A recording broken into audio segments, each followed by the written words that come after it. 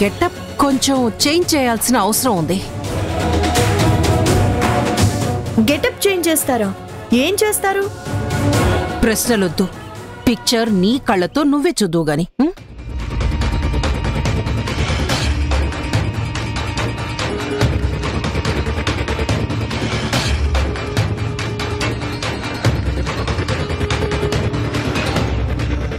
దేనికి నగలు? ఇప్పుడేం చేస్తారు?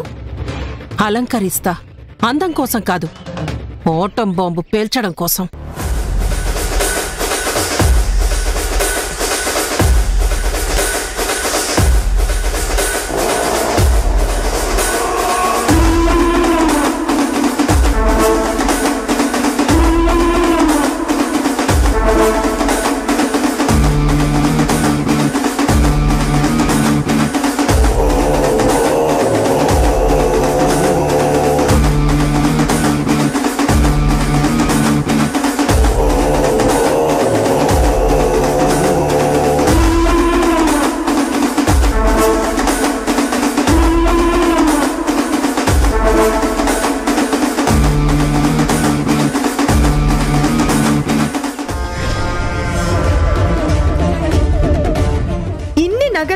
గంగిరెద్దులో ఉన్నాను, బాగోదేమో.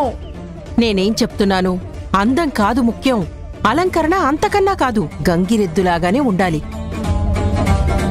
నీ గంగిరెద్దు రూపమే వాళ్ల గుండెల్లో కొమ్ములు పొడిచేలా చేస్తుంది.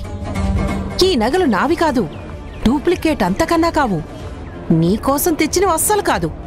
ఇవి మా నాన్న తన అభిమాన కోడలు జననీ కోసం చేయించిన నగలు. ఇప్పుడు నువ్వు ఇవన్నీ ధరించి అక్కడికి వెళ్తే ఆ జననీ గుండె గుబేలుమంటుంది. నిన్ను కూడా చేసుకున్నాడు, అందుకే ఆ నగలన్నీ నీ మెడలో వేశాడని ఇరిటేట్ అయ్యి బ్లడ్ ప్రెషర్ పెరిగి మైండ్ బ్లాక్ అయ్యి బ్రెయిన్ హోమరేజ్ అయ్యి డామ్ అని అక్కడే కుప్పకూలి చచ్చిపోతుంది.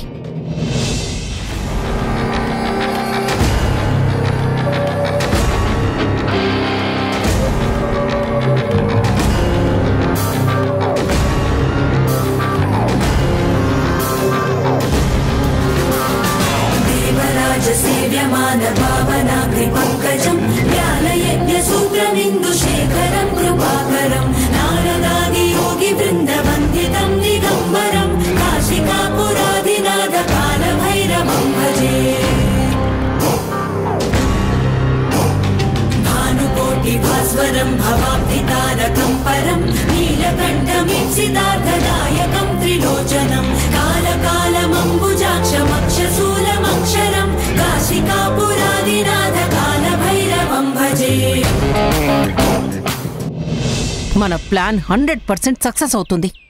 సో నువ్వు బయలుదేరు. సరే.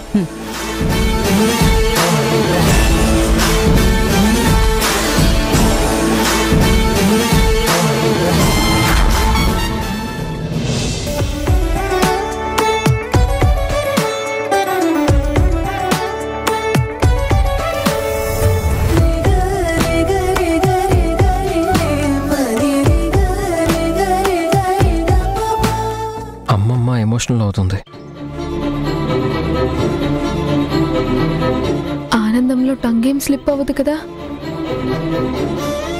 నో ప్రాబ్లం, అమ్మమ్మ ఎప్పటికీ అలా చేయదు. ఏమో, నాకైతే భయంగా ఉంది. డోంట్ వరీ తరుణ్, ధైర్యంగా ఉండు.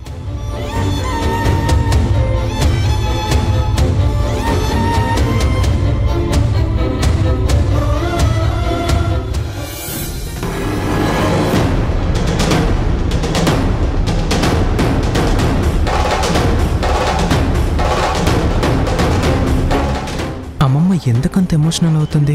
కన్నీళ్ళేంటి? ఈ పూజకి అమ్మమ్మకి ఉన్న కనెక్షన్ ఏంటి? నాతోనేమో పంచ కట్టించింది, దానికేమో సంప్రదాయం అంది. చాలా ఎమోషనల్ అయి కన్నీళ్ళు పెట్టుకుంటుంది ఏంటి? కారణం ఏమై ఉంటుంది?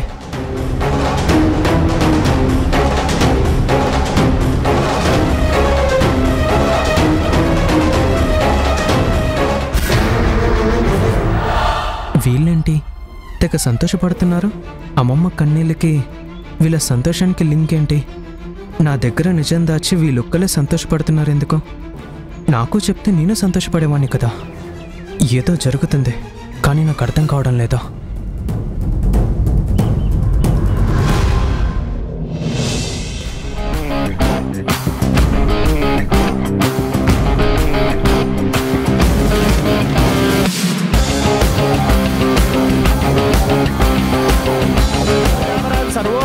పూజాం సమర్పయామి. ఇప్పుడు దంపతులిద్దరూ కూడా అమ్మవారికి దండం పెట్టుకుని మీ మనసులో ఉన్న కోరిక నెరవేరాలని దండం పెట్టుకోండి.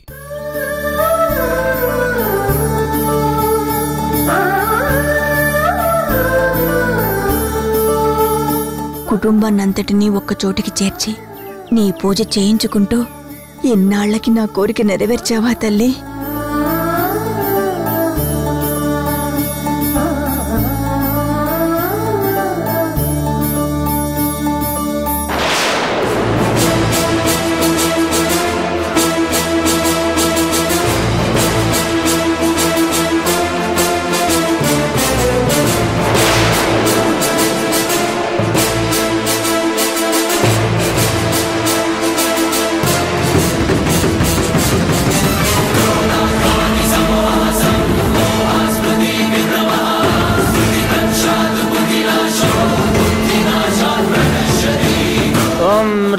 राजाय प्रसह्य साहिने नमो वयं वै श्रवणाय कुर्महे समे कामान् कामकामाय मह्यं कामेश्वर वै श्रवणो ददातु कुबेराय वै श्रवणाय महाराजाय नमः.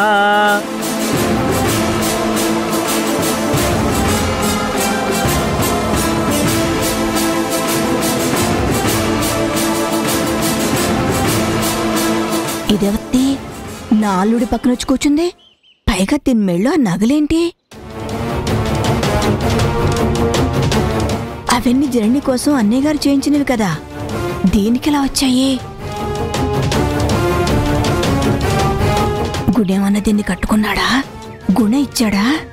గుణకి తెలియకుండా ఇదే మెళ్ళో వేసుకొని ఊరేగుతుందా? సౌమ్య సౌమ్య అని 1-2 సార్లు విన్నాను. అదే ఇదా? దీన్ని గుణ పిలిచాడా? కట్టుకున్నదే అయితే గుణ పక్కన కూర్చుని పూజ చేయాల్సింది కదా. అసలు ఇదెవరు? ఈ నగలు దీని మెళ్ళోకి ఎలా వచ్చాయి తెలుసుకోవాలి. అమ్మా భవాని, మా కుటుంబం అంతా ఇలా కలిసి కూర్చుని పూజ చేసుకునే పరిస్థితి ఎందుకొచ్చిందో తెలియదు. మేమంతా ఒకే చోట ఎందుకు కలిసామో అర్థం కావడం లేదు. నాకు మనసులో చాలా సంతోషంగా ఉంది, మరోపక్క ఆశ్చర్యంగానూ ఉంది. నేను నా జీవితాన్ని నష్టపోయిన క్షణం నుంచి దైవాన్ని నమ్మలేదు, కానీ ఇప్పుడు నా మీద, నాకు దైవం మీద నమ్మకం కలుగుతోంది.